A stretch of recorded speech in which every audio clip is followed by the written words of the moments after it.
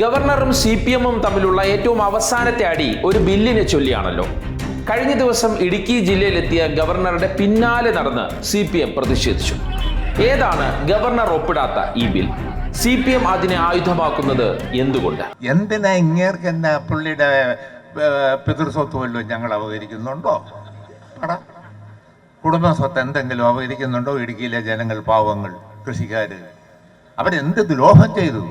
ഒരുമാതിരി അണ്ണാക്കിനകത്ത് പൊണ്ടാക്ക് പട്ടിയിലാണ് ഗവർണർ ഇരിക്കുന്നതെന്നാണ് എനിക്ക് തോന്നുന്നത്. അതുകൊണ്ട് ഇതുകൊണ്ടൊന്നും കാര്യം തീരുകയില്ല.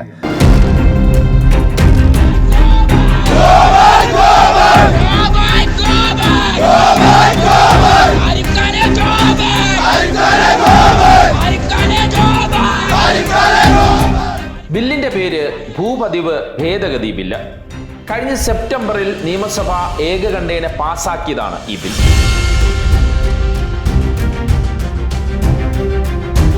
പട്ടയഭൂമിയിൽ ഇതുവരെ നടന്ന ഏത് തരത്തിലുള്ള നിർമ്മാണ പ്രവർത്തനങ്ങൾക്കും അംഗീകാരം നൽകാൻ സർക്കാരിന് അധികാരം നൽകുന്നതാണ് ബില്ല്. ഇതുവരെ പട്ടയഭൂമിയിൽ വീട് മാത്രമേ പണിയാൻ കഴിയുമായിരുന്നുള്ളൂ.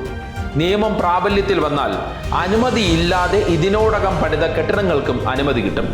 വലിപ്പം അനുസരിച്ച് ഒരു ഫീസ് ഈടാക്കിയാണ് അനുമതി നൽകൽ. ഈ കൂട്ടത്തിൽ മൂന്നാറിലെ പാർട്ടി ഓഫീസുകളും ഉണ്ട് കേട്ടോ. അതും കൂറ്റൻ കെട്ടിടങ്ങൾ.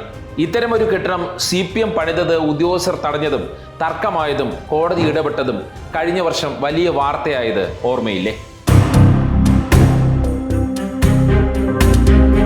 അതേസമയം കടമുറികളും ഗോഡൌണുകളും മറ്റും പണിതതിന് അനുമതിയില്ലാത്തത് ഇടുക്കിയിലെ സാധാരണക്കാരുടെ പ്രശ്നമാണ് താനും. കൊള്ളാവുന്ന ഒരു പശുത്തൊഴുത്തിന് പോലും അനുമതി കിട്ടില്ല എന്നാണ് കർഷകരുടെ പരാതി.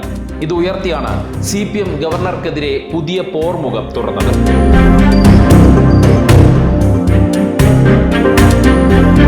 പക്ഷെ ചില അവ്യക്തതകൾ തുടരുകയാണ്. ക്വാറികൾ, കൂറ്റൻ കെട്ടിടങ്ങൾ തുടങ്ങിയവയുടെ കാര്യത്തിൽ എന്താണ് നിലപാട്? ഇതുവരെയുള്ള നിർമ്മാണങ്ങൾ ക്രമപ്പെടുത്തുമ്പോൾ ഇനി ഇത്തരം കെട്ടിടങ്ങൾ പണിയാമോ? ഇതിലൊക്കെ വിശദീകരണം ചോദിച്ചെന്നാണ് ഗവർണർ പറയുന്നത്. പക്ഷേ സർക്കാർ മറുപടി നൽകിയിട്ടില്ലത്രേ.